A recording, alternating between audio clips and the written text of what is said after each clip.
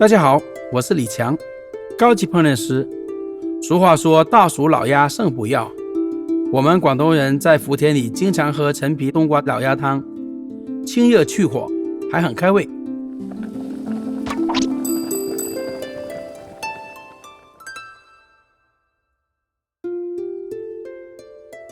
老鸭洗净后斩大件，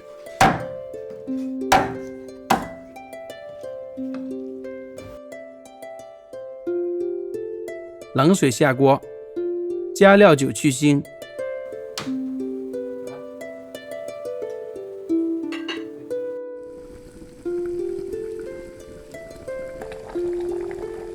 煮开后捞出，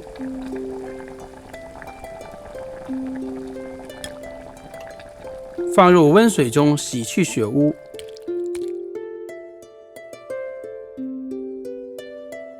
传统的汤料会加薏米、莲子、红枣、陈皮、带皮冬瓜。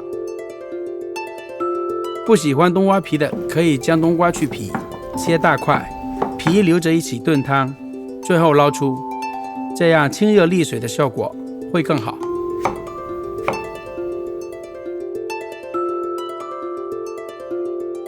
薏米、陈皮和莲子提前用温水泡发，泡好后的陈皮要去除内阳，减少汤的苦味。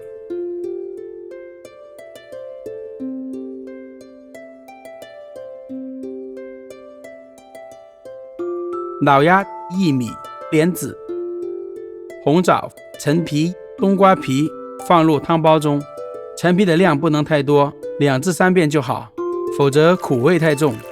加清水没过食材，煮开后转小火煲1小时。加冬瓜肉继续煲半小时。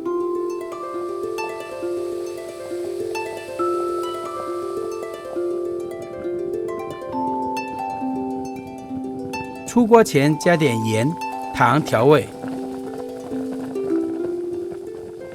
最后捞出冬瓜皮就可以了。鲜美开胃，清润消暑，最适合夏天。鸭肉清淡，可以做一个点料蘸着吃，生抽中加入小米椒、蒜末就行了。